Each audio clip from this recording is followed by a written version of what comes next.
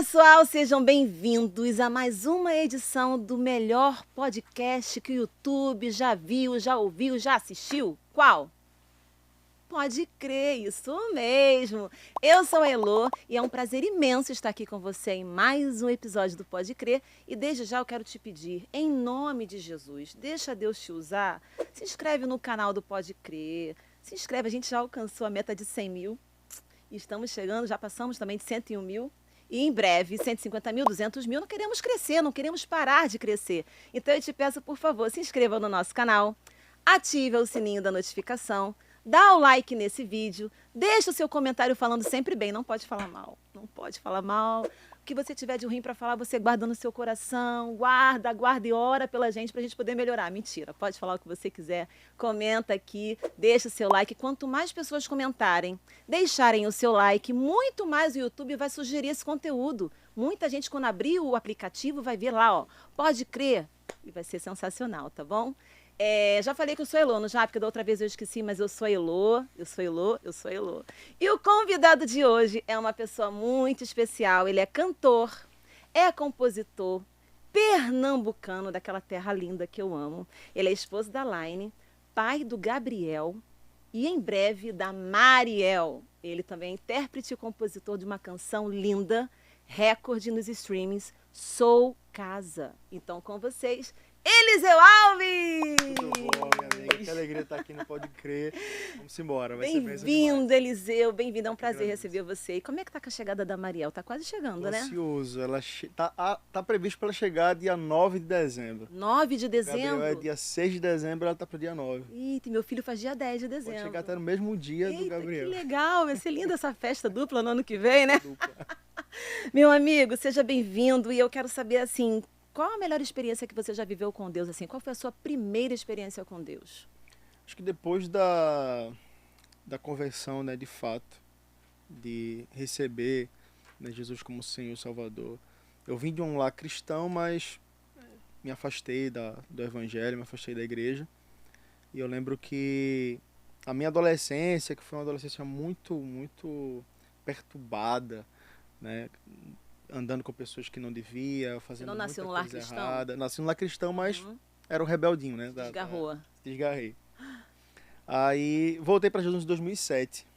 Mas ainda não tinha me convertido de fato. Sabe que você vai na igreja, domingo a domingo, você até chora, você até ouve a palavra, mas ela não germina no seu coração. Você Não ainda, penetra no teu você coração. ainda não foi restaurado, você ainda não encontrou Jesus de verdade. Você está muitas vezes por conveniência. Você está ali porque é legal estar com os irmãos, com os amigos, virou um lugar de conforto, uma zona de conforto, uma região ali. Você vai lá, faz o louvor, canta, mas a vida não muda. Então, Pelo isso não fato é de estar indo à igreja, todo mundo acha que você está mas convertido. se a vida não né? mudou, conhecer Jesus é mudança de natureza. E a minha natureza até então não tinha mudado. Então, depois de eu passar por um longo processo, aí eu, de fato, conheci Jesus. Eu acho que essa é a maior experiência, é ter conhecido Jesus como esse amigo, Senhor, Salvador. E a segunda foi o nascimento do meu filho, com certeza. Amém. E esse período de conversão aí, afastamento do caminho do Senhor, foi muito turbulento para você? Foi porque, como eu cresci numa comunidade chamada Mangueira, lá em Recife, capital de Pernambuco, era comum que os jovens daquela região, isso aí nos anos 2000, já tinha questão de bebida, droga, crescendo em comunidade. Então eu tinha tudo que pudesse me agregar a fazer coisas erradas. Eu andava com pessoas que andavam armados, gente que era do tráfico, mas minha avó sempre orando, intercedendo, minha família sempre intercedendo por mim. Então, Sempre uma avó, né? Sempre. Eu costumo dizer que eu sou fruto das orações incansáveis da minha avó. E com 14 anos eu já era um alcoólatra já. Meu Deus!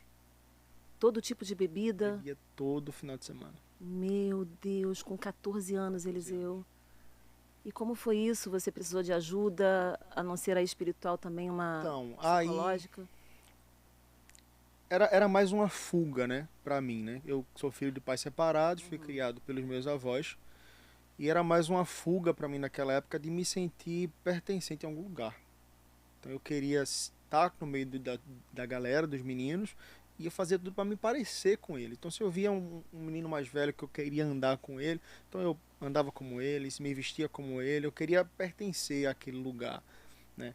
Por ter meus pais separados, minha mãe, ela foi curtir a vida e meu pai foi curtir a vida. Meus avós ficaram com essa responsabilidade. Meus avós, com aquela certa idade, não tinha tanto gás, né? Eles demonstravam muito mais amor no cuidado. E o que é que uma criança precisa? Afirmação. A criança precisa de colo, a criança precisa de destino. Isso foram coisas que eu não tive na minha infância. Então, Carinho. como meus pais não me deram esse destino, alguém deu. E o inimigo usou isso para me dar um destino errado, né? Então, é interessante que a gente, quando eu era mais novo, eu era meio que o mascote de um time de futebol, que na época chamava Bandeirantes, mas antes de chamar Bandeirantes era chamado de Movido a Álcool, o nome do time de futebol. Então o pessoal bebia se ganhasse o jogo, ou bebia se perdesse o jogo. Tudo era uma desculpa. Então todo final de semana era grades e grades de cerveja, rum com coca, vodka, uísque, e eu tava lá no meio. Se eu via um adulto bebendo uma taça, eu bebia 3. Meu Deus. E esse Foi terrível. a sua avó continuou orando, cuidando de você, mesmo passando por essa fase mesmo passando por difícil? essa fase. Eu saía na sexta-feira, só voltava na segunda, no domingo. Um adolescente. E chegou a se envolver com tráfico de drogas, algo assim? Não cheguei. Não cheguei. Isso de alguma forma me dava medo, tinha um certo temor, né? Por ver amigos que foram presos, amigos que morreram por causa do tráfico. E daí eu jogava bola com os meninos na rua, na comunidade. Quando eu saía pra casa, os meninos já se armavam para tocar tiro com o pessoal da outra comunidade, sabe? Era nesse nível. E a sua avó no meio disso tudo, assistindo a isso tudo, Sim, orando? No meio da família tinha quem acreditava que eu iria virar um traficante, tinha quem acreditava que eu iria Alguns já tinham ser desistido. ladrão ou fazer alguma coisa errada mesmo. Mas a minha avó, ela sempre foi resiliente nisso. Ela sempre falou, não, meu filho... Me tratava como um filho, né? Ela falava, não, meu filho não. Meu neto vai ser um homem de Deus, vai pregar a palavra, vai levar o evangelho Sempre nas nações. profetizou Ela isso, sempre né? declarou isso. Sempre declarou. Pelos olhos da fé. Sempre. E quando esse momento aconteceu? Em 2007. Em 2007 eu pulei o último carnaval da minha vida. Foi quando eu voltei para Jesus. O último ainda galo não, da madrugada? Não tinha me convertido ainda, mas voltei para a igreja ali e comecei a tentar, né, me reconectar com Deus em 2007. Eu ia fazer já uns 15 anos de idade. E eu tive uma crise de ansiedade que eu achei que eu estava tendo um infarto em casa. E daí eu lembrei de uma palavra que eu tinha prometido a Deus anos anteriores, né? Lá em Recife, só para contextualizar, a gente teve um surto na época de leptospirose, a doença do rato. E nessa época o surto foi muito terrível, que as pessoas estavam morrendo com 3 dias. Então eu peguei leptospirose e eu tive um agravante nessa época. Eu estava com acho que 13 anos de idade. E eu fiquei em coma por 3 dias. Meu Deus. E daí minha avó levantou a igreja em oração e tal. Eu lembro que quando eu voltei do coma, eu não me lembro. Para mim foi um cochilo. Para mim eu dormi e acordei, mas eu não fazia ideia que tinha passado 3 dias que eu estava em coma.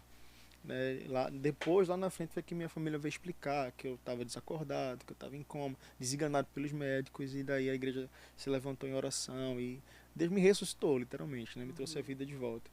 E daí eu lembro que eu, pequeno ainda, adolescente, eu fiz uma oração. Eu disse, Deus, se o Senhor me curar por completo, nunca mais eu deixo de ir à igreja, nunca mais eu deixo o Senhor. Ai, que coisa linda. E daí passou 3 meses, eu deixei a igreja e deixei o Senhor. Não acredito. Eu tô animada aqui. Não, ele continua, ele perseverou. Aí eu deixei de ir à igreja. Ai, criança, fazendo coisas de menino. E assim, a Bíblia fala, né? Quando você sai, né, da presença, você volta pior, né, naqueles atos horríveis que você cometia, né? O diabo, ele sai, mas quando ele volta, ele traz mais 7. É terrível, então tudo que eu já aprontava virou o dobro, né? Aí quando foi, né, em 2007, que eu tava passando mal, coração acelerado, eu lembrei da promessa que eu tinha feito. E daí veio um medo de ir pro inferno, assim, na hora. Eu falei assim, ixi, eu prometi pra Deus, cara. E agora? O que é que eu vou fazer? Aí eu comecei a me arrepender. Comecei a orar. Dizer, Deus, eu peço perdão, porque eu acho que eu vou partir, eu não sei se eu vou pro céu. E eu te fiz uma promessa e eu não cumpri. Será que o Senhor tem misericórdia da minha vida hoje? Eu, com 15 anos, eu fiz essa oração. E daí eu tive um processo assim muito, muito, muito perturbador de crise de identidade, de poder me encontrar de novo em Deus, porque um adolescente que não teve uma figura paterna presente, que não teve uma figura materna presente, que passava a maioria do tempo na rua do que em casa, mesmo tendo um avô e uma avó que queria cuidar, que queria amar, preferia estar na rua. Era mais como uma resposta ao descaso dos meus pais na época, né? No sentido de afetar tanto a mim quanto a minha irmã. E eles nem eles faziam ideia do quanto que afetaram, né, a nossa vida em relação a essa separação, esse afastamento, porque cada um foi curtir a vida e deixou a gente na responsabilidade dos nossos avós. E daí tudo que eu fazia era mais como uma resposta de rebeldia Um a protesto, eles, né? Um sabe? A protesto. eles. Eu lembro que meu pai falava assim, não ponha brinco. Eu coloquei 2. Não pinte o cabelo. Aí eu pintava de loiro. Tudo era uma forma Chamar de atenção. chamar a atenção. De falar assim, não vou obedecer, não vou fazer isso aqui. Você me rejeitou e é isso. Ou tipo, olha pra mim que eu tô aqui, É, vem cuidar de mim é, porque eu não vou pintar. é. Um apelo, né? Um grito de socorro. Era um grito de socorro. E esse encontro com Deus verdadeiramente passou esses 3 meses, você não cumpriu, sentiu que deveria cumprir, se arrependeu, ficou com medo, teve temor e tremor, e quando de fato isso se concretizou? Quando eu entendi, né, que o meu processo de cura, depois que eu tive esse gatilho, que tive essa crise de ansiedade e tal, com 15 anos eu tive a primeira depressão, né? Então, uma criança com depressão com 15 anos, né, que devia estar animada para a vida, estar na flor da idade, vai brincar, jogar bola. Eu tive essa crise de ansiedade e com isso a depressão. Então, eu comecei a tentar não pensar tanto naquilo que eu estava passando e gastar meu tempo na igreja. Então, com 15 anos, eu voltei para a igreja, voltei para Jesus e entrei no grupo de louvor. Então, quando eu entrei no grupo de louvor, a Bíblia fala que o louvor liberta, né? O louvor traz cura. Então, eu fui melhorando aos poucos, né, gradualmente, enquanto eu estava cantando, enquanto eu estava louvando, enquanto eu estava indo para a cela, enquanto eu estava indo para a igreja. Você sentia a responsabilidade de Isso estar foi, ali, né? isso foi, né, me curando. Comecei a me sentir pertencente a algum lugar de fato ali, era um ambiente saudável, né, para mim. E isso foi me ajudando a me recuperar, né, a ter esse momento de graça e de cura. Mas eu ainda não era convertido, de fato. Isso é fato. Porque a minha vida não mudava. Eu ainda tinha vícios, ainda tinha gatilhos, pecados domesticados. Então sempre era uma gangorra espiritual. Pecado de estimação, né? Que alguns falam. Sempre era uma gangorra. Uma hora eu estava bem, outra hora eu estava mal. Mas eu nunca deixei de ir à igreja, eu nunca deixei de perseverar. Eu acredito que no fundo eu acreditava que um dia eu iria ter um encontro real com Jesus. Eu tinha um pensamento que eu sempre dizia assim, se tá ruim, eu na igreja sem ir vai estar pior. Fora. Vai estar pior, então eu não vou arredar o pé, eu vou ficar até de fato eu mudar meu caráter. E eu ficava insistindo, até que em 2016, de fato, eu tive um encontro real com Jesus. Não tem muito tempo, né? Caramba, e como é que foi esse 2016. encontro verdadeiro? Eu estava fazendo uma transição, né, de igreja, estava mudando de uma igreja para outra. E dessa igreja para outra eu comecei a... Quando eu mudei de ambiente, eu comecei a entender, a ler mais a Bíblia, a buscar mais o Senhor. E eu comecei a entender que eu precisava não fazer para ser, né? No sentido de... A Bíblia fala que a salvação é dom de Deus. Não vem do homem para que o homem não se vanglorie. Então eu comecei a entender que tudo que eu fazia, né, era pelo esforço das minhas mãos. Eu não entendia que que eu fui salvo não porque fiz, mas para fazer. Então minha mente sofreu ali uma metanoia. Eu entendi que tudo que eu precisava fazer, Jesus já tinha feito por mim na cruz do Calvário. Agora o que eu precisava entender que agora que eu tenho uma nova natureza, eu tenho que ter atitudes que revelam essa nova natureza. Mas eu fazia o contrário, eu era um religioso, por exemplo, né? Eu orava, buscava, julgava os outros, falava. Mas na verdade eu não tinha me convertido de fato, eu não tinha aceitado que essa graça é dom de Deus, não era a minha oração que me fazia ser salvo, não era a minha quantidade de jejuns que me faziam ser salvo. Não era porque eu fiz isso que o Senhor me alcançou e me libertou, mas porque Ele me libertou, agora eu tenho que ter essas práticas, porque é natural de um novo nascimento. Uhum. Né? Aí as coisas foi começar de fato a mudar na minha vida. E a ministração do louvor continua a partir daí? O teu chamado começou a ficar mais claro depois disso tudo? Sim. E como que você identificou o chamado para Eliseu Alves? Eu componho canções desde 2009, eu acho, desde 2009, 2008. Então Deus começou a me dar canções onde eram canções que eu conseguia cantar na igreja e a igreja toda cantar junto, como se já conhecesse a música. Então eu comecei a entender que aquelas canções que Deus estava me dando não era aleatório. Tinha que ter um propósito naquilo, sabe? Tinha que ter um propósito. E daí eu lembro que o meu tio conseguiu um emprego para mim na Tramontina Delta, uma multinacional. E quando eu entrei nesse emprego, eu falei assim, eu vou tentar gravar um CD com o dinheiro desse emprego. Eita! Aí todo o dinheiro que eu recebia de salário, eu investi para gravar o primeiro CD. Aí o Espírito Santo falou comigo que um dia eu iria viver através do louvor e adoração. Eu iria viver da obra através do louvor e adoração. Só que daí eu me antecipei. Eu fiz de tudo pra sair do trabalho achando que seria naquela hora ali. Então eu não recomendo ninguém fazer isso, tá, gente? Então eu fiz corpo mole, queria ser demitido, não queria me demitir. Eu queria ser demitido para receber todos os benefícios e investir no CD. E investir no CD. Então foi isso que aconteceu. Eu fiz corpo mole, não queria ficar. Quase prejudiquei meu tio por causa disso, que ele conseguiu emprego pra mim, que me indicou. Meu tio, perdão. Meu tio Moisés me ajudou tanto. Me ajuda até hoje, né? É uma benção na minha vida. Aí eu consegui gravar o CD completo. Consegui pegar os benefícios do trabalho e investir tudo naquele trabalho, tudo naquele CD. Você gravou tudo, com lançamento, capa, tudo pronto para lançar? Com tudo pronto. Assim, na época que eu gravei, ainda não tinha feito essa transição, né, do streaming e CD. Ainda era CD. Sim, era o físico. Era ainda CD físico. Então a gente fez o CD e ia pra cima, multiplicou né? as cópias e vambora. E tentar vender. Então, aí foi quando eu gravei a música Fidelidade, na época, que eu regravei, fiz uma releitura com Samuel Messias agora. E essa música ficou conhecida em toda a região metropolitana de Recife, nas igrejas. Aí eu comecei a sair para ministrar nas igrejas devagarzinho. Aí eu comecei a pegar gosto, disse, acho que é isso aqui que Deus quer para mim, de fato. Aí Deus foi me confirmando no período do tempo e me dando mais músicas e mais músicas e mais músicas. Acho que no total foram mais de 100 e poucas canções. Depois eu fui assaltado, perdi algumas no celular. Meu Deus. Sem backup, não estava nada na nuvem? Nada. Aí consegui recuperar umas 60. Então hoje eu tô com umas 80 canções ainda. E essas canções você também envia para outros cantores gravarem suas composições? Você guarda só para você? Foi um sonho meu de fazer canções para outras pessoas interpretarem, cantarem. E você começou a cantar na região metropolitana de Recife, o teu nome começou a ficar mais conhecido. Sim, naquele local ali. E a composição que marcou a tua vida foi de fato Sou Casa ou teve alguma outra que chegou primeiro? Sou Casa, Fidelidade foi uma coisa muito regional, né? Foi muito ali. Pernambuco, Recife, mais especificamente em Recife, na minha cidade. Mas Sou Casa foi um divisor de águas para mim.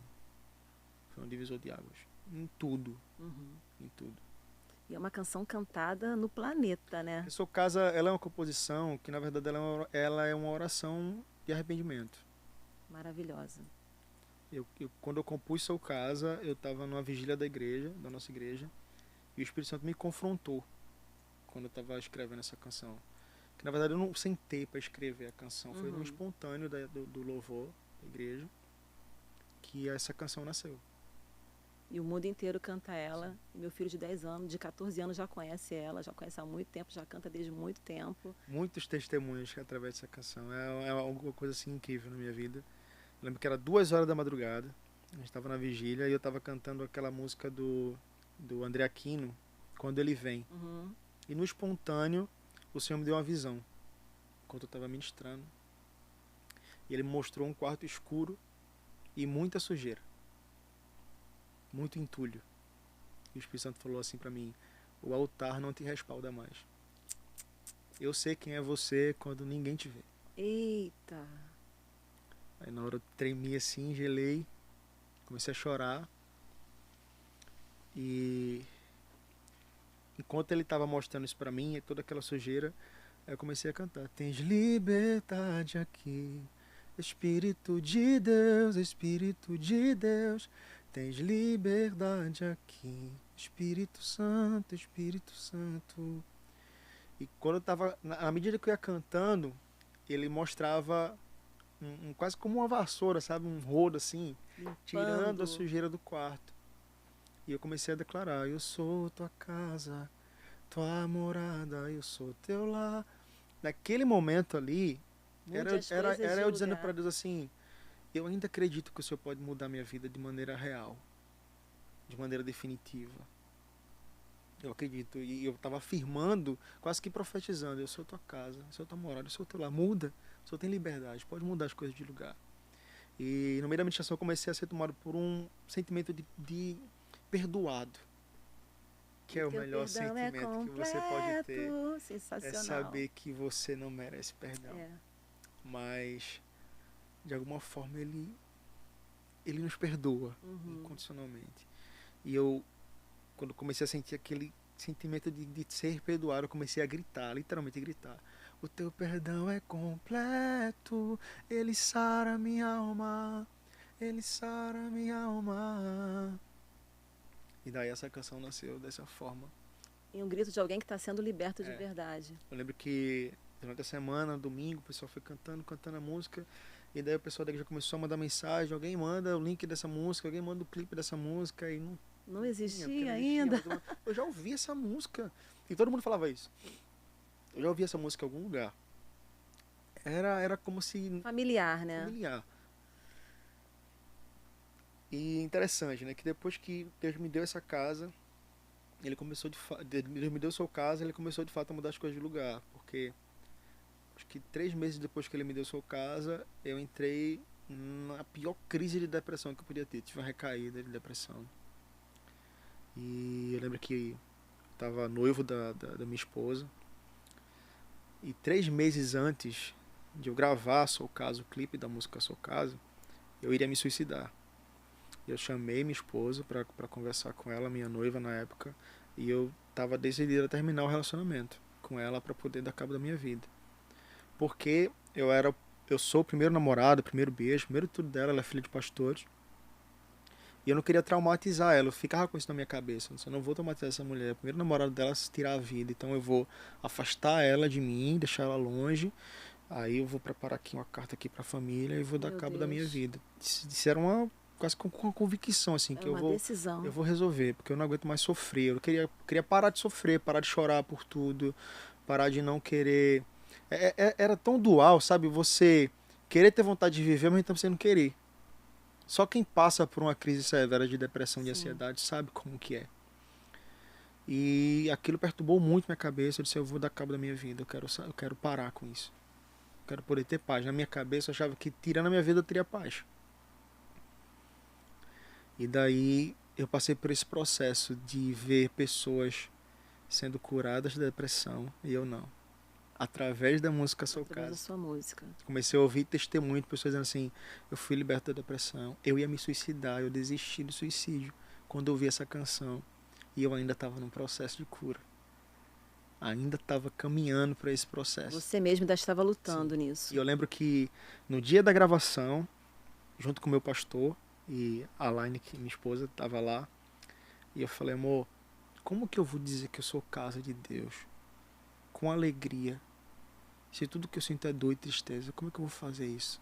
Meu Deus. Aí o meu pastor entrou no salão que eu tava lá, me maquiando para o clipe. E eles falaram pra mim, né? Tanto ele quanto ela falou pra mim assim: pastor Ricardo e a Laine falou pra mim: você vai declarar com fé. E fé não é aquilo que a gente vê. A gente só crê, então declare. Você não tem vontade de sorrir, mas sorria. Eu falei: mas eu vou estar sendo falso se eu sorrir. Porque eu não quero sorrir, eu só quero chorar. Não era o que você estava Não era sentindo. o que eu tava sentindo. E daí eles oraram por mim e eu falei assim, tá bom, eu vou sorrir, mesmo que eu não queira sorrir, eu decido sorrir. Eu decido que eu vou gravar esse clipe todo com um sorriso no rosto e declarando que essa é a verdade da minha vida. E você pode ver que o primeiro clipe da música Sou Casa, eu tô sorrindo o tempo todo. Eu canto a música sorrindo, eu gravo a música toda sorrindo. E é quase como uma unção de gileagem, né? Uhum. Porque por trás daquele sorriso havia dor. Mas aquele sorriso curou muitas pessoas. Através daquele sorriso, pessoas foram curadas, libertas. Porque eu criei contra tudo. Eu disse, eu não preciso sentir. Eu vou sorrir. Essa vai ser minha verdade. Onde na sua Eu verei a fraqueza você foi bondade. forte. Eu verei a bondade de Deus. Eu creio. Isso vai acontecer. Esse sorriso vai ser real. Vai ser de verdade. E quando foi real, Eliseu? Logo, meses depois, né? Que eu fui entrando nesse processo de cura, entendendo que havia um propósito na minha dor, então eu comecei a parar de questionar Deus.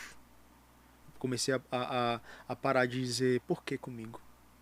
Onde toda essa trajetória, desde a sua infância até esse momento, é um Esse momento. propósito claro de Deus para sua vida.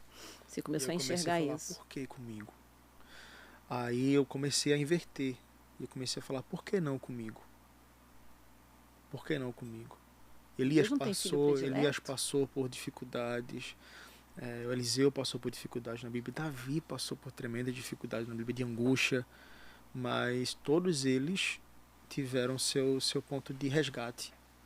Porque eles entenderam que Deus era infinitamente maior do que as consequências que estavam à sua volta. E eu comecei a internalizar dentro de mim que Deus ele não varia. Deus ele não muda. Eu vario, eu mudo, as coisas ao meu redor, as circunstâncias ao meu redor mudam o tempo todo. Mas Deus não muda. E esse é o meu Deus. Que não há sombra de variação. Amém. Então eu me agarrei nessa verdade. Me aprofundei na palavra de Deus. Me aprofundei nos salmos de Davi. E é engraçado que Davi começa os salmos e ele começa, Senhor, por que o Senhor me abandonou? Meus inimigos estão atrás de mim, ouve meu lamento, me socorre, eles zombam de mim, o Senhor desistiu de mim. E da metade para o final ele está dizendo, mas o Senhor ouviu minha oração. O Senhor inclinou seus ouvidos.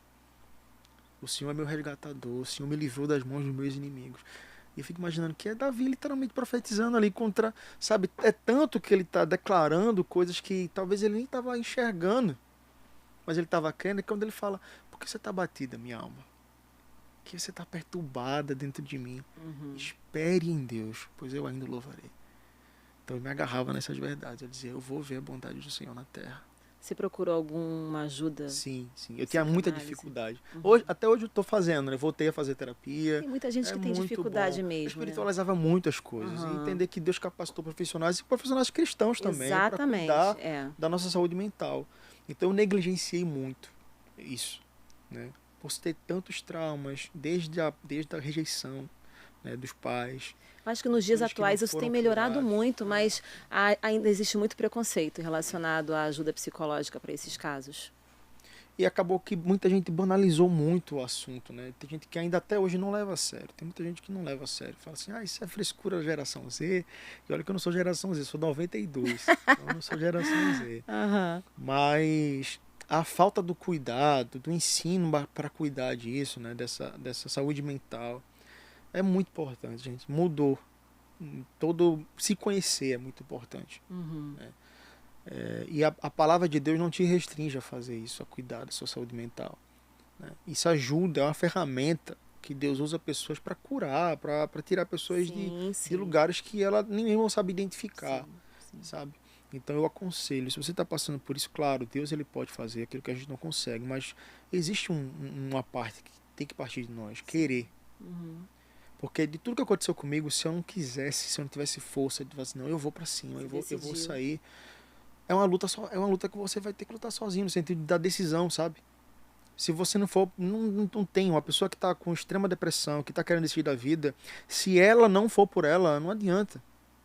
Quantas pessoas tentaram me tirar daquele lugar?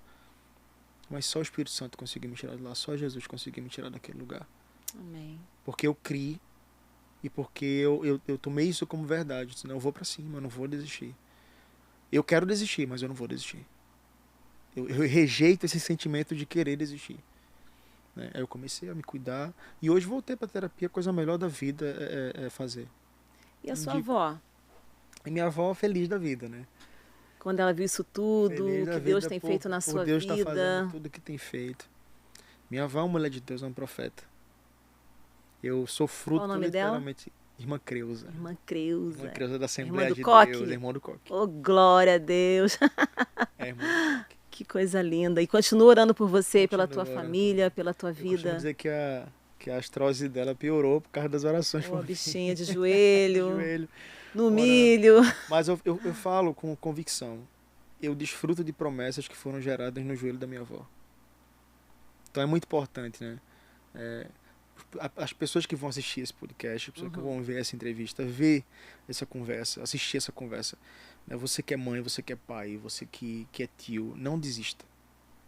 Não desista. Existe poder na oração. Prevalecer em oração. Existe poder na Permanecer e oração. E prevalecer. teve um tempo que minha avó, ela desistiu de lutar assim, na força, sabe? Ela não reclamava mais.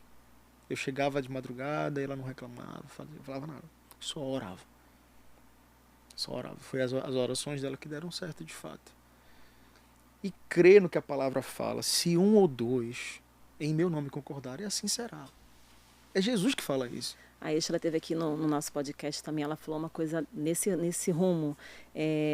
Nosso papel é amar, mas transformar é o Espírito Santo. É isso. É Jesus quem transforma. A gente não tem como obrigar alguém a ser transformado se ela não quiser. A palavra diz que o amor cobre uma multidão de pecados. O amor constrange. Não existe nada que vença o constrangimento de você ser amado a ponto de entender que você não fez nada para merecer aquele amor, mas você é amado de uma maneira que você é quase que obrigado a responder a esse amor, sabe?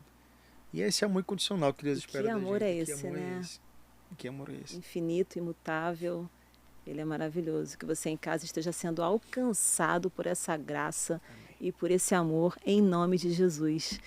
Fala um pouquinho da Laine. Laine é um presente. A Bíblia fala que quem acha uma esposa achou o favor de Ela Deus. É tão linda, gente. A esposa Ela dele é linda.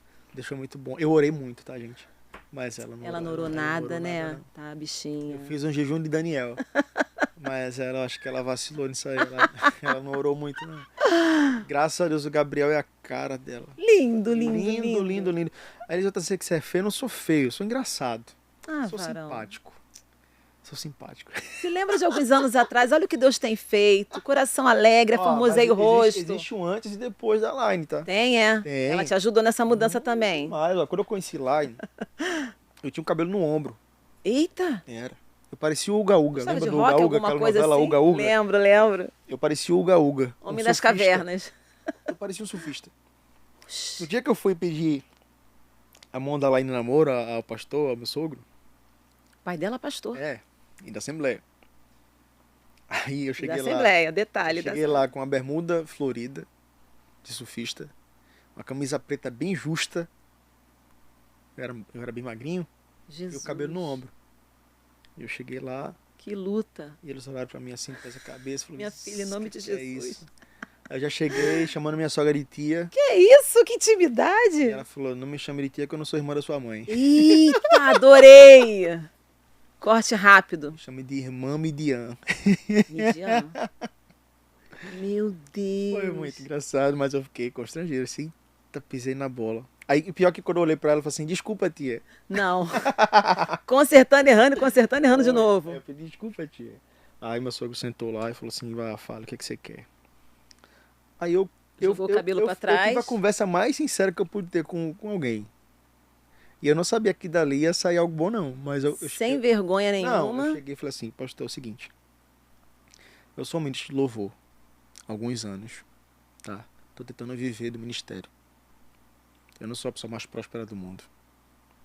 Nenhum músico, na minha condição de estar começando, é a pessoa mais próspera do mundo. E eu tenho um chamado pastoral, eu tenho essa convicção do meu chamado pastoral. Mas eu tô tentando imaginar a cena, tá? E ele olhando pra mim, a bermuda de surfista assim, e a camiseta apertada. Eu tô visualizando. Ele assim, ó, mas eu fui na minha juventude um adolescente e um jovem muito mulherengo. Na igreja mesmo tive muitas namoradas. E eu decidi Da última namorada que eu tive, eu fiz uma oração a Deus. E eu disse, Deus, eu quero deixar de ser moleque, de ser um menino. Eu quero ser um homem de Deus. E a próxima pessoa que eu namorar vai ser a pessoa que eu vou casar. Então eu tô vindo aqui para falar com o Senhor que eu não quero pedir a mão da sua filha em namoro. Eu quero pedir a mão da sua filha em casamento. Porque em 1 ano e meio eu vou casar com a sua filha. Tô com medo. Foi. O que ele falou? Aí ele olhou pra mim assim. Eu te repreendo. Não. Aí ele fez assim, se ajoelha. Se ajoelha os dois. Ele só falou isso. É Se mesmo? ajoelha os dois. Aí eu me ajoelhei, a Laine se ajoelhou do outro lado, ele botou a mão nas nossas cabeças e nos abençoou. E você casou em 1 ano e meio mesmo? O prodígio a sofista. Aí, 1 ano e meio pra casar. E eu entrei em parafuso, né? Não tinha um prego pra amarrar na parede. Eu ia perguntar isso agora. Não tinha. Não tinha. Eu não tinha entrado na Tramontina Delta? Não foi. Então, assim, isso foi em 2018. Eu gravei a música Sou Casa em novembro, se eu não me engano, de 2018. A gente lançou dia 2 de janeiro de 2019. Aí, no primeiro mês, 100 mil. Segundo mês, 200 mil. Depois, um mês e uma semana, 300 mil.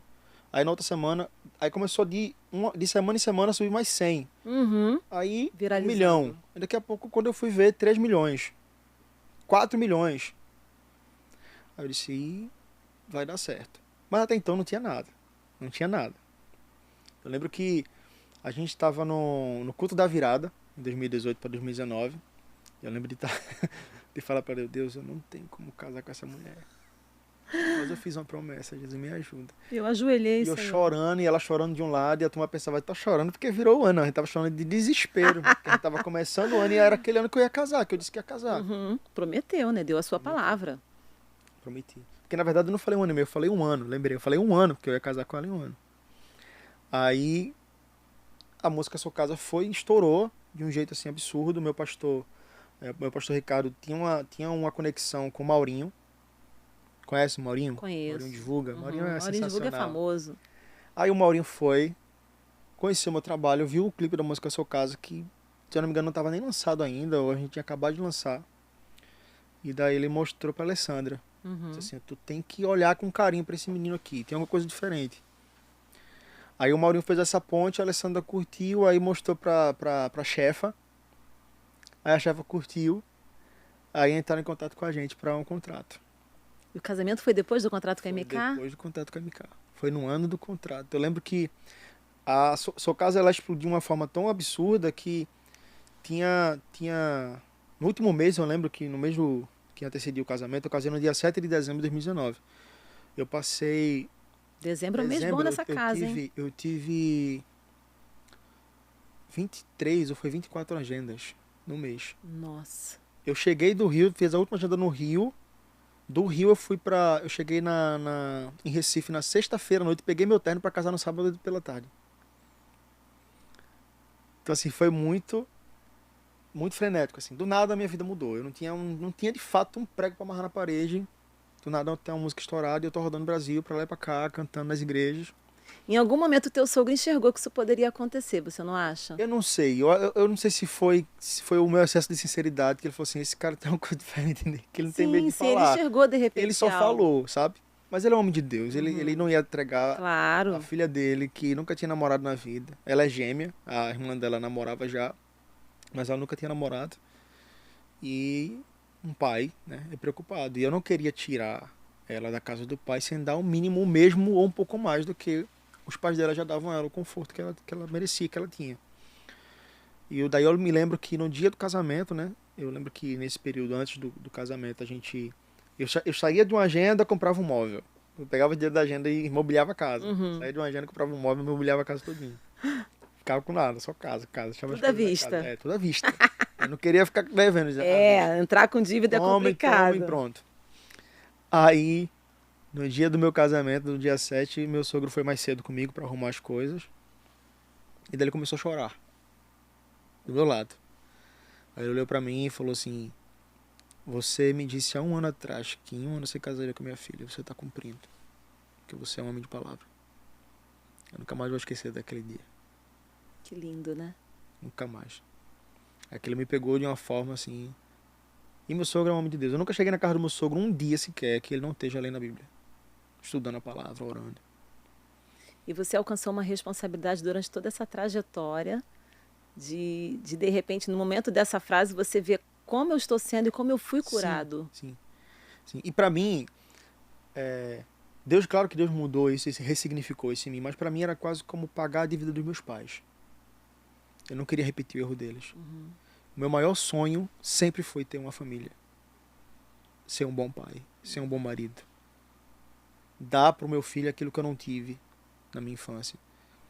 Né? Na minha cabeça era como se eu fosse pagar a dívida dos meus pais. Até que eu entendi que não, que era meu papel como sacerdote, que era meu dever como homem de Deus.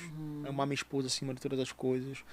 No sentido ao que diz respeito, ame a sua mulher como Cristo amou a igreja. Ser capaz de dar a vida pela minha esposa. Amar a Deus sobre todas as coisas. Ao próximo, que é minha esposa, como a mim mesmo. Ressignificar isso que eu achava que eu não era digno de amor, digno de perdão, por todos os traumas que eu tinha, por todas aquelas crises que eu tive. Eu sempre achava que eu não era digno dessa graça. Isso atrapalhou no nosso início do casamento também. Porque eu me via vivendo a melhor fase da minha vida, mas eu não achava que eu merecia. Você achava inferior o tempo todo, né, Eliseu? Eu não achava, tipo assim, eu estava na melhor fase da minha vida. Estava com uma mulher incrível, casado, vivendo daquilo que Deus falou que eu iria viver. Mas de alguma forma eu não me achava digno de viver aquilo. Por causa de toda a carga de rejeição que eu carreguei. Né? E daí eu achava que eu não merecia. Então isso atrapalhou bastante o nosso início do relacionamento. E a graça de Deus na minha vida de ter Laine é que ela teve um suporte que eu não tive. Os pais dela são pais que tipo estão casados há muitos e muitos anos. Que deram uma base de estrutura familiar que eu não tive. Então a falta de estrutura que eu tive, você encontra lá. Eu encontro nela. Ela tem uma bagagem de um relacionamento saudável com os pais. Você vê, meu sogro nunca discutiram na frente dela, na frente das filhas. A Laine fala pra mim que eles entravam no quarto e ficavam cochichando. Elas não conseguiam nem ouvir a discussão. Que bonito isso, né? Preservar os filhos. Preservar os filhos. Muito interessante. E quanto tempo você está casado com a Laine? Vai fazer 5 anos esse ano. 5 anos. E o Gabriel chegou depois de quanto tempo? O Gabriel chegou depois de 2 anos. Ai, gente, coroou a relação. Porque assim, a gente queria ter... Meu sonho era casar com 23 anos. Eu casei com 27. E daí tava chegando perto dos 30. Eu disse, não, eu tenho que ter um filho até os 30. Porque eu quero ter fôlego para brincar com ele, jogar bola com ele. E daí a gente tentou, e ela ficou grávida. E daí foi na pandemia, né, que ela ficou grávida, e a gente perdeu o nosso primeiro bebê. Assim, pra gente foi bem terrível. Foi em dezembro, no romper do ano. Rompendo o ano de 2020 para 2021, meio da pandemia. O pessoal mandando mensagem de Feliz Ano Novo, e eu não queria responder, porque eu ia falar, tô aqui no hospital e tal, não queria atrapalhar ninguém com esse lamento, com essa dor. Foi muito difícil para mim, muito difícil para ela. E Deus tem alguma coisa com dezembro na nossa vida, porque eu falei isso pra você, né? Casou em dezembro, filho em dezembro. Assim. E a gente perdeu nosso primeiro filho em dezembro. Eu lembro que eu cheguei em casa e eu disse, Deus, eu não vou te questionar. O Senhor sabe que o nosso maior sonho em relação a casamento, a casal, era fazer a nossa família crescer, ser pais. E eu sempre quis ser pai. Mas eu não vou perguntar o porquê o Senhor permitiu isso acontecer. E eu falei, Deus, eu só quero agradecer pelos 2 meses que eu fui pai. E eu entrego o meu filho como oferta ao Senhor. Assim como o Senhor entregou Jesus como oferta. E ganhou uma multidão de filhos, eu declaro que eu serei pai de muitos filhos. E ali eu emudeci o coração, não quis mais falar nada, não questionei. Muito doloroso pra gente ter perdido o primeiro filho. E daí eu lembro que no domingo já, que antecedia o fim de ano, a gente foi pra igreja. E eu lá muito desanimado, triste. O nosso bispo me chamou pra cantar do nada. Depois do louvor, já perto de acabar, ele me chamou para cantar. E ele falou, eu quero que você cante porque ele vive. E eu, sem ânimo nenhum, mais uma vez, Deus me fez entender que fé não é sobre sentir, é sobre declarar a palavra com convicção, sabe? De acreditar que isso vai ser uma verdade na sua vida. E daí eu comecei a chorar com muita dor e comecei a declarar, porque ele vive, posso crer no amanhã, porque ele vive, temor não há, mas eu bem sei, já estava já soluçando, chorando. Eu sei que a minha vida está nas mãos do meu Jesus, que vive está. E mais uma vez Deus me lembrou que as circunstâncias à minha volta podem mudar, mas ele não varia, ele não muda. A natureza de Deus, a bondade de Deus não muda, ele é sempre bom. Deus não muda porque meu dia foi mau. E não muda porque meu dia foi bom. Ele é Deus. Ele é Deus. E ele é soberano. E não cabe a mim não só aceitar isso, mas como me deleitar nisso. Eu não compreendo essa grandiosidade, esse poder, essa soberania. Mas que bom que eu sirvo a esse Deus que é soberano sobre minhas dores. E ao ponto da gente pensar, sobrevivi a cada uma dessas dores pela graça soberana do Senhor. E no final isso acaba sendo até um privilégio, né? Mediante tantas marcas de sofrimento na vida, a gente no final pensa assim, olha o que Deus está fazendo e olha o que Ele fez comigo. Eu acredito que Deus vai experimentar algumas pessoas para curar outras. Algumas pessoas vão ter que suportar a carga por outras. Jesus já tinha nos advertido disso, ele fala, né? Eu vos envio assim como o Pai me enviou. Vamos lá. Se a gente for na origem do que é, da profundidade dessa palavra, ele fala isso em João capítulo 17. Eu vos envio assim como o Pai me enviou. A missão de Cristo era o quê? Morrer pela humanidade. Sacrifício, servir, dor, passar por situações, as feridas dele ia curar a humanidade. Então a gente como cristão, a gente tem que ressignificar sempre a dor. A dor de um cristão, ela é uma dor com propósito. Não importa o tamanho dela, ela tem um propósito. Sempre vai ter um propósito. Sempre vai ter um propósito. Eu perdi um filho. Alguém que perdeu um filho vai ser restaurado através do seu testemunho. Eu tive depressão. Alguém que vai querer tirar a vida vai olhar para você e vai ser curado. E sempre na região, no lugar onde você mais for experimentado em dor, vai ser o lugar onde mais Deus vai te levantar para curar pessoas. Porque algumas pessoas vão ter que ter essa carga e a soberania de Deus, ele estabeleceu assim. E você já teve a oportunidade de ajudar alguém diretamente? Sim. Mediante essa tua trajetória, de tudo que Deus fez na tua vida, de ajudar a falar, olha, deixa eu te contar o que Deus fez comigo. Sim. E daí eu comecei a entender que eu estava cumprindo a missão de Cristo para minha vida. Foi daí que eu mudei, né? A forma que eu falei, né? Por que não comigo? Por que Elias foi para a caverna? Depois de ter matado tantos soldados lá de... Mas Jezabel falou, vou te pegar. Ela só ameaçou ele. Ele ficou com medo, foi pra caverna, ficou depressivo. Se escondeu. Quero me matar, quero tirar minha vida. E cadê Deus? E Deus, sai daí. Como a brisa suave falou com ele. Tá aí no teu lugar, sai daí. Alguma coisa Deus queria ensinar pra gente. Alguma coisa a reverberar. E a gente tem que entender que a gente é a Bíblia que as pessoas não estão lendo. Né?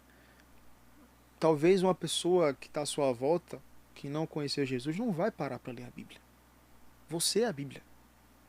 Você é a palavra. Você é o pequeno Cristo na Terra. Você é a palavra viva. E assim, as pessoas estão cobrando isso, né?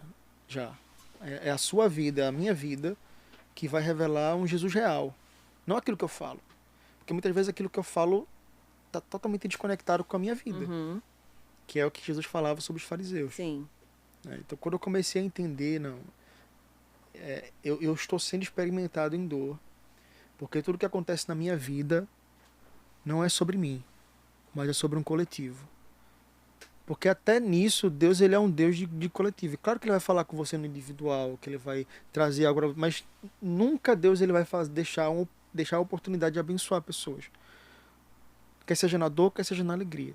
Se Deus te deu um casamento, é para abençoar pessoas. Se Deus te deu um carro, é para abençoar pessoas. Se Deus te deu um emprego bom, é para abençoar sua família, abençoar pessoas. Tudo o que acontece à nossa volta no individual tem a finalidade de trazer graça para um coletivo. Então eu comecei a dizer, não, tem um propósito maior nisso aqui.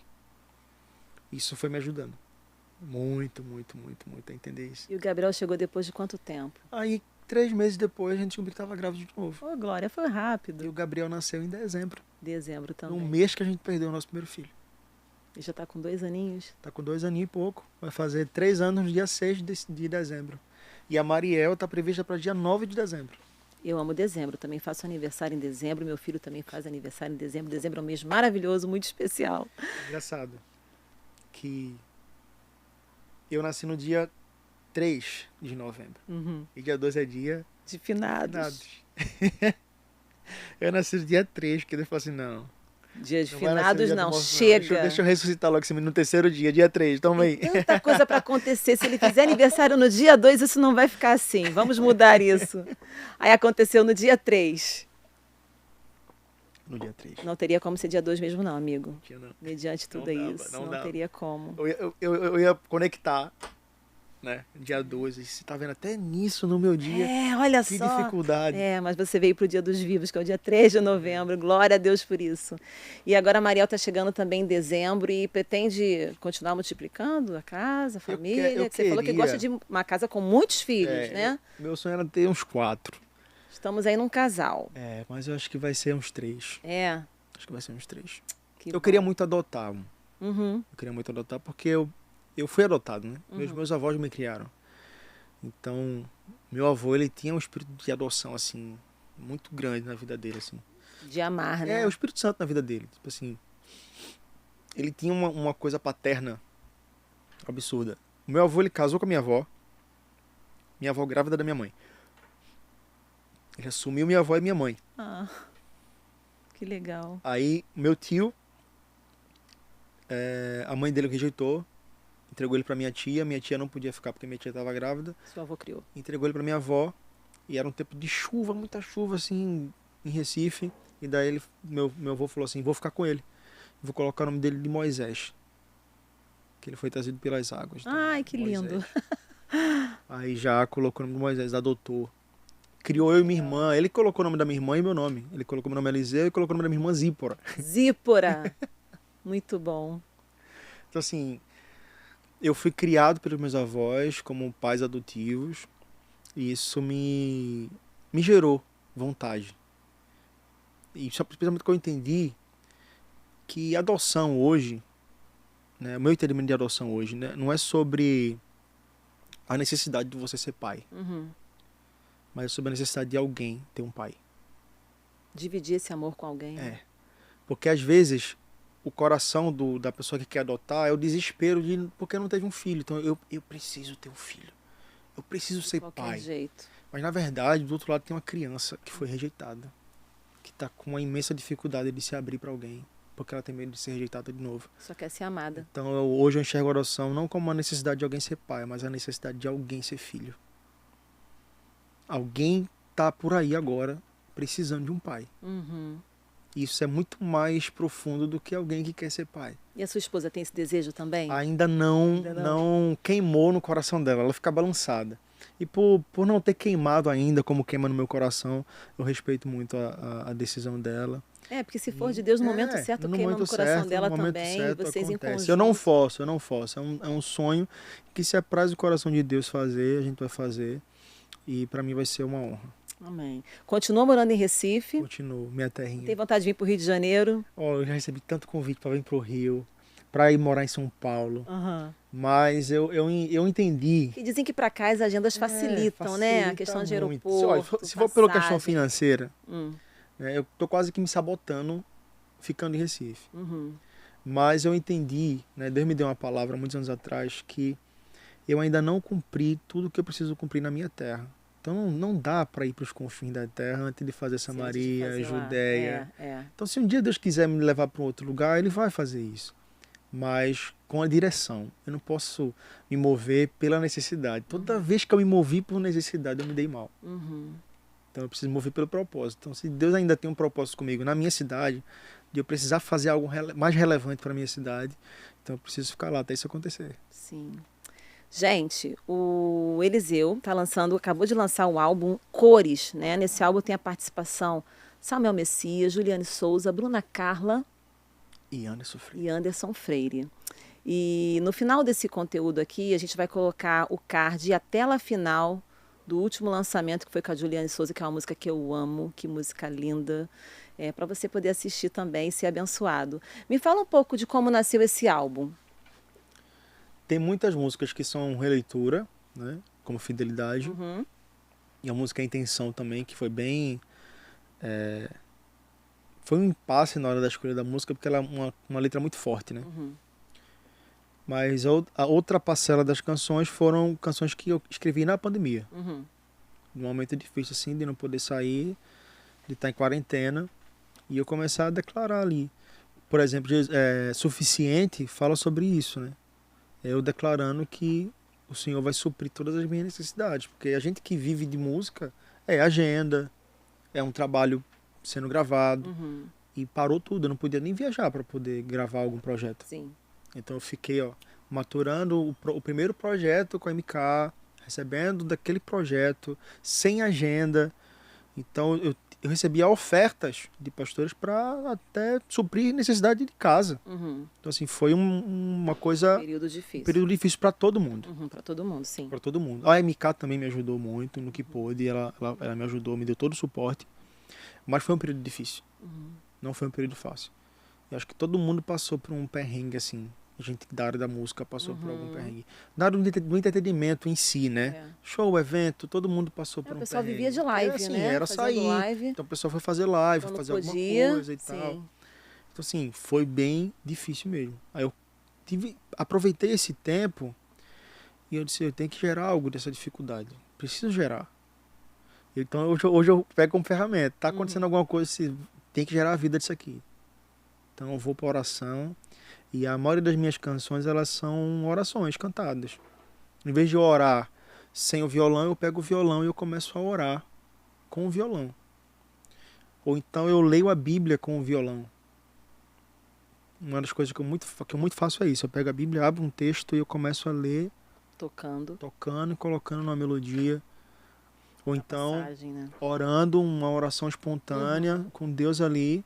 E nasce uma música. E nasce uma canção daquela oração cantada. Muito legal, muito bom. Bíblia, né? Bíblia.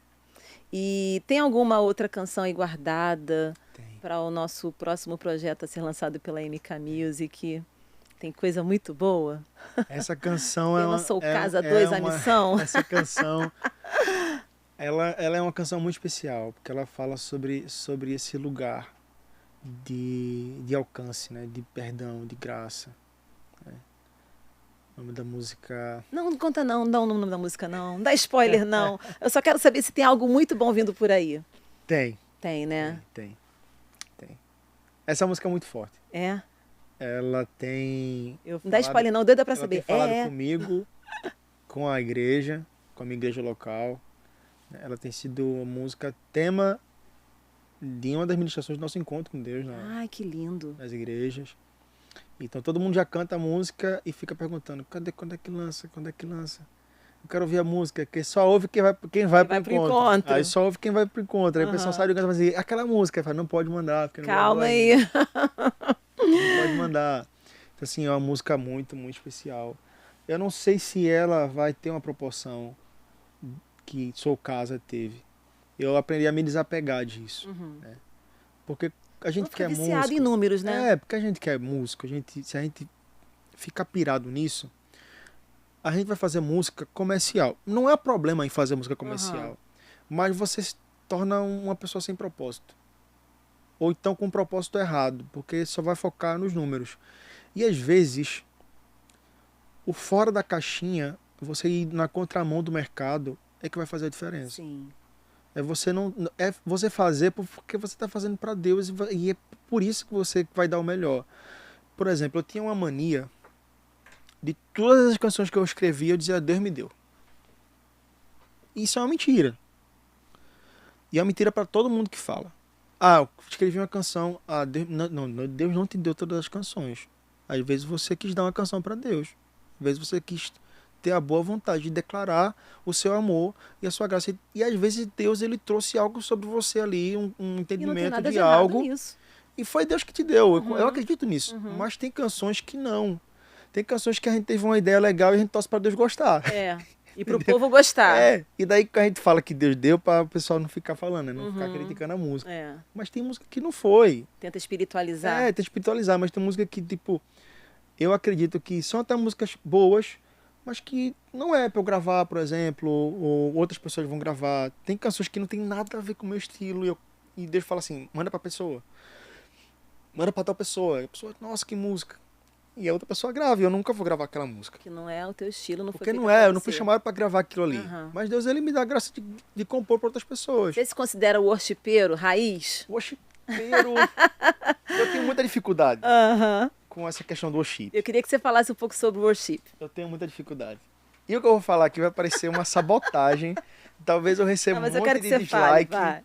Talvez eu comece a ser perseguido por Não, isso. vai ser não. Mas eu acho, Vai ter uma galera que mas vai eu acho curtir. quase uma ignorância Uhum. achar o worship um estilo musical. Uhum. Porque o que é worship? Worship é adoração em inglês, a palavra para adoração em inglês. Então, quando tu tá nos Estados Unidos, o pessoal fala muito pro momento worship, é um momento de adoração. Né? Então, assim, o que é worship se não pop rock? Pop rock, gente. Batera, muito tribal, guitarra no talo, Uhum. pop rock. Poucos acordes. Se o worship for um estilo musical, Coldplay é worship. Uhum. Paramore é worship. Uhum. Então não faz sentido. Não Na é. minha cabeça, pelo menos, não faz sentido. Então é pop rock. Então se o worship é worship, tem gente que faz worship há muito tempo. Toca no altar, trazendo a arca. Você. Algumas canções de Diante do Trono.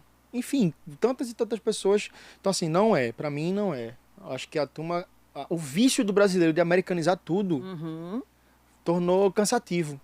Aí ficou pejorativo. Aí o pessoal pegou assim, worship é estilo musical, só Elegeu tem duas como uma notas. tendência. Duas notas. Aí depois o pessoal falou assim, aí depois saiu de, só tem duas notas pra, é reza, é repetição, mas peraí. A Bíblia fala que existe 24 anciões, lançando suas coroas ao rei. E os anjos só estão falando o que pra Deus? Santo, santo, santo é o Senhor. Santo, santo, santo. Então peraí, isso é uma reza também? Gente do Repetidamente. céu, quer dizer que a pessoa repetir que ele é santo é uma reza. A glória de Deus é tão grande que falta palavra, essa que é a questão. A gente não tá preparado, a gente acha que a gente é raso até nisso. Uhum. Que a gente acha que a gente é o supra-sumo porque tem uma letra gigantesca. Aí eu sou o supra-sumo da arte. Mas só Deus sabe como tá o coração. Você é pouco caiado muitas vezes. Uhum. Então, muitas vezes o que você tá dizendo como reza é o perfume agradável que Deus está cheirando. Porque Deus não tá preocupado com, que poesia maravilhosa. Machado de Assis perdeu. Nossa, Deus que não tá preocupado letra. com isso. Deus tá preocupado 5 com o estrofes. cheiro da sua adoração. Porque se o cheiro da adoração for podre, Deus não tá recebendo a sua letra bonita, a sua Não composição importa o que bonita. seja. Entendeu? Talvez eu dou muito esse exemplo para os ministros da igreja, quando eu estou conversando com eles sobre isso, que eu aprendi a ter técnica vocal, aprendi a cantar, e muitas vezes eu estou lá no meu melisma e tem uma pessoa que está, aleluia, glória a Deus, eu te amo, Senhor, com aquela voz de taquara rachada, e Deus está dizendo assim, que adoração cheirosa, que coisa mais linda. E aquela pessoa lá que está aparecendo, Fat Family cantando, Deus está falando assim, ixi, está fedendo demais. Não tô te ouvindo. Não estou te ouvindo, porque não é sobre... Deus Não ele não sobe, ouve a nossa não adoração, sobe como ele brisa cheira a suave. nossa adoração. Adoração é aroma, Cheiro é suave. incenso suave. Eu não estou dizendo com isso que agora você vai pegar todo mundo que canta mal e botar para cantar. Não, Não, gente. aham. Vamos, Tô não, entendendo não vamos ser, perfeitamente. não vamos entrar nessa. Mas a minha questão com o worship é mais essa questão. Eu acho ignorância da gente falar que pop rock agora é worship. Agora já virou. Não tem o que fazer. Tenha. Já tem a marca ali, já saturou, entendeu? Então, assim, eu tenho dificuldade. Talvez as pessoas que vão ouvir, os músicos O que seu são som do é adoração. segmento, não vão entender. Porque, assim, se o worship é um estilo musical, é porque, se a gente for desmistificar, o worship, então worship, pagode é worship também. Não é adoração? Então, samba, worship, axé, worship, enfim, os ritmos são worship. Se é pra Deus, é adoração. Worship é adoração, Worship então é tudo adoração, gente. Então, assim, que estilo de música é essa? Adoração. Gente, adoração é estilo de música. Adoração é estilo... Não faz sentido pra mim. Então, pra mim, é a gente brasileiro querendo americanizar tudo. As igrejas agora é church. É, E tá tudo bem. Nunca vou criticar isso aí. Tá tudo sim. bem. Cada um tem seu estilo. Mas a gente americanizou tanto que a gente perdeu nossa identidade. Sabe um dia que eu fiquei feliz? Hum. Que eu cheguei a chorar? Quando a música Quero Conhecer Jesus, da Alessandra Vilas Boas, foi interpretada por uma americana. Foi quando aconteceu o O contrário. processo inverso. Foi quando uma pessoa, quando eu toquei lá, botei lá no canal, a Beta tava cantando Yeshua, eu disse, Yeshua? Não acredito. Aí depois gravou a música, a americana gravou a música Quero Conhecer Jesus, e eu fiquei assim, nossa, véio, que coisa maravilhosa. Parecia que era uma música minha. Né? Porque aconteceu o contrário. Então poxa, a gente é um canal para as nações. Sim. As pessoas que a gente tem como referência hoje, elas vieram para o Brasil beber da fonte antes de fazer o que elas fazem hoje. Então a gente, muitas vezes, valida a síndrome do vira-lata mesmo, até a gente cristão. Uhum. Né? Aí fala, não gosto de worship, mas vive escutando a Bethel, vive escutando a Hilson. Aham. E tudo que nós temos de tão precioso podendo ser copiado também pelo outro lado. Exatamente. Colocar coisas da nossa cultura também nos ritmos de cantar aquilo que é nosso. A gente tem dificuldade de fazer isso. E a dificuldade também no secular também acontece igual, né? De ter esse processo inverso. Mas para mim, em relação ao worship, é mais isso. Né? Aí, se eu worshipeiro, eu fico assim... Mas você é ou não worshipeiro? Eu me considero um pop rock. Um adorador do Senhor. Um adorador, e o estilo de música, o segmento é pop rock. Eu tenho muita dificuldade com isso. Mas assim, como já tá o nome, já pegou, todo mundo fala, já intitulou, tudo virou chip. Inclusive, eu lembro que eu peguei a música O Homenzinho Torto, que isso deu uma polêmica, meu Deus do céu. Foi muito bom. Tá no seu canal, não tem? E seu assim, canal? tem todo o contexto, mas o pessoal, meu Deus do céu, pegaram nas páginas de humor, gospel, né, da vida, e detonaram, falaram assim, o worship, aí o comentário era, o worship foi longe demais. Meu Deus, virou meme. Virou meme. Esse meme me rendeu uns 25 mil seguidores. Amém. Tá bom, glória a Deus por isso. Mas assim... E muita gente ficou copiando isso aí, tá? Sim, depois, tá? Depois copiando, aí muita depois gente copiou, aí todo mundo achou lindo, Ai, engraçado, que lindo, né? Mas o que eu tava falando? Eu tava falando da minha vida antes de cantar a canção. Eu falei assim, eu quero falar pra vocês quem era Eliseu, resumidamente, né? O cara sem Jesus, que não tinha nada. E é isso. E, gente, a música foi feita para criança, mas a mensagem é de um entendimento para um adulto. Havia um homenzinho torto que morava na casa torta, a vida era torta, tudo era torto. Um dia a Bíblia encontrou e tudo que era torto, a palavra, Cristo, o libertou. Jesus endireitou. A única coisa que eu fiz foi colocar isso num tempo mais lento. E ficou muito bom. E botei muito rock and roll pra cima, e o pessoal, eita, o worship foi longe demais. E eu recebi tanta crítica. Isso foi perto do Troféu Gerando de Salvação. Uhum. E daí, acabou até desassociando. O pessoal não conseguia associar que era eu no vídeo, né? Que era o cara do Sou Casa que tava no vídeo. Quem é esse Não cara? sabe, ela fala assim, esse cara é maluco, não sei o que. Aí descredibilizou. Isso é um doido. Tu fala assim, esse cara é louco. Acabou com a minha infância. Tinha uns comentários assim, o cara acabou com a minha infância. Povo exagerado, falei, né? Mano do céu, que isso? Peraí. Totalmente sem contexto. Tem um meme lá em Recife que a gente fala assim, calma, Jéssica, acabou, Jéssica. E ele falou assim, ei, Jéssica, calma aí, pô. Não faz sentido nenhum, vocês estão assim perturbados. Aí eu lembro que na lua de mel, né, isso aconteceu depois do casamento, eu tava na lua de mel e eu ainda meio zoado com isso, vendo as mensagens e tal. Aí eu recebi uma mensagem da Aline Barros. Uhum. Ela mandou uma mensagem pra mim. Eu falei assim, cara, amei. Recebi seu vídeo. Vou fazendo meu show. Entendi o contexto. Uhum. Não fica mal não, cara. Nunca deixe de cantar aquilo que o Espírito Santo lhe conduzia a cantar, porque A ou B vai criticar você. Sim. Só vai, cara. Só vai. Não me senti ofendida. Não fiquei, não. Achei muito da hora o pessoal ali sendo derramado, vendo a graça de Deus ali. E aquilo eu falei, poxa, mano. Eu achei a ideia maravilhosa, mas às vezes o contexto da crítica se vem tipo assim, eu não tive essa ideia, então eu vou criticar. E eu entendi, assim, a lidar com o hater dessa forma. O hater é o cara que tem muito tempo sobrando. Ah, tem, né? Porque na verdade, ele é o maior fã. Quem tá fazendo algo relevante não tem tempo para criticar as pessoas. Porque ele tá tão engajado naquilo que ele tá fazendo, que o que tá dando errado, ele tá nem aí. Ele tá pouco se lixando pro que tá dando errado. Ele tá preocupado que o dele dê certo. Ele tá preocupado em não fazer errado, e não em criticar as pessoas. Então, assim, toda vez que alguém criticar você e fazer questão de comentar uma crítica a você, ela tá com muito tempo sobrando, porque ela não tá fazendo nada relevante. Quem tá fazendo algo relevante e maior do que você, quem tem uma história, essa pessoa vai chamar você no direct. Essa pessoa vai ligar pra você. E ela vai dizer, cara, não ficou legal. Não Me gostei ouve. disso. Me ouve, eu tenho uma bagagem. Não ficou legal. Uhum. Tô falando porque eu te amo. Não faz isso. E cabe a você ouvir ou não Exatamente. a decisão. Mas quem tá fazendo algo relevante, de fato, não tem tempo pra criticar quem tá fazendo algo. Aí isso machuca. Porque a inércia da pessoa é tão grande e ela tá tão frustrada que ela fala assim, pô, vou comentar que eu odiei isso aqui. Mas ela não sabe fazer melhor.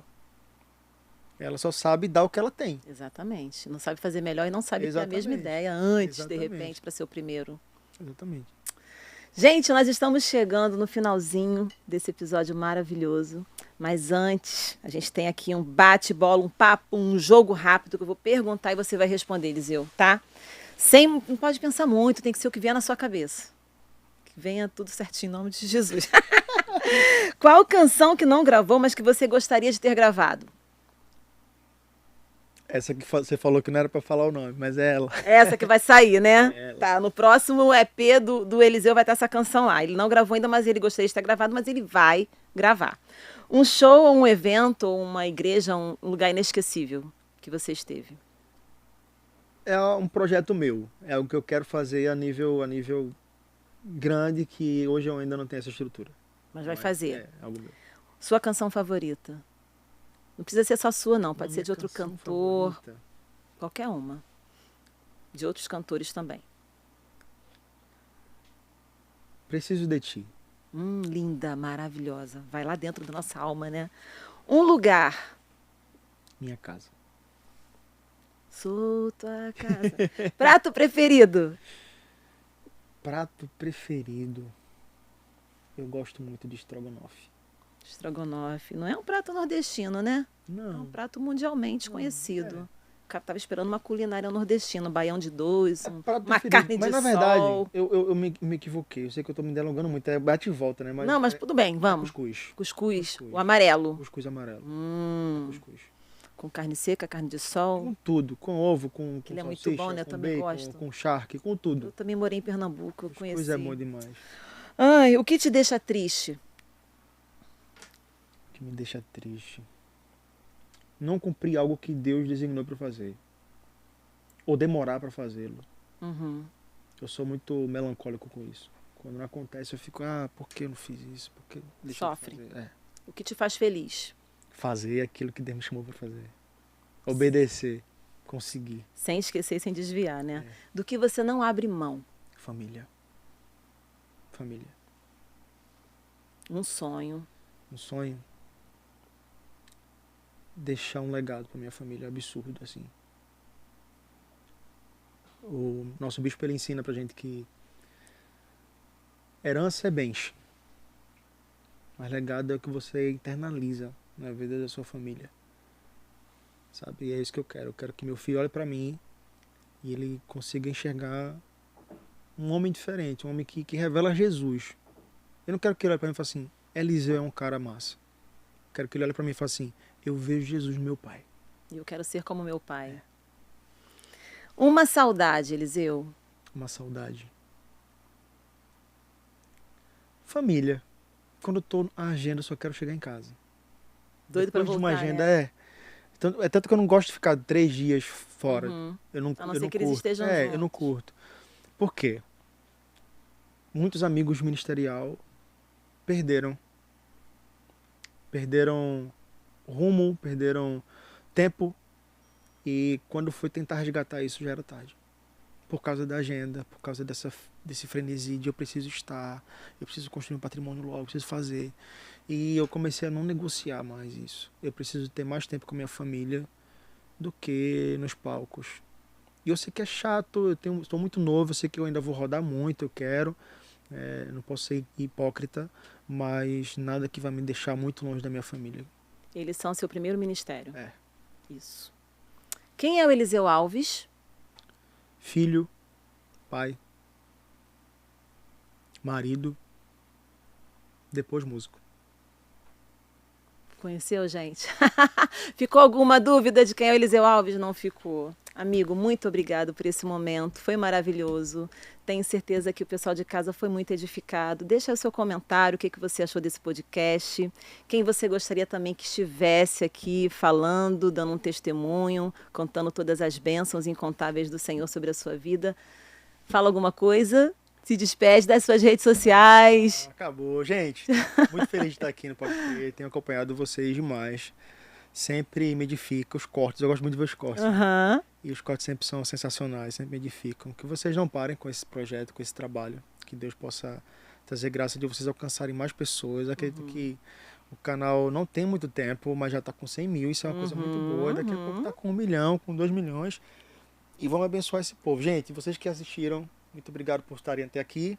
E compartilha com todo mundo que você puder. E falando em corte, gente, lá no Instagram, ó, podecrer.ofc, você pode ir lá, tá? Seguir no Instagram e também o TikTok, que também é podecrer.ofc. Lá tem cortes maravilhosos que você vai distribuir para sua igreja, para sua família, no seu WhatsApp, para todo mundo, tá bom?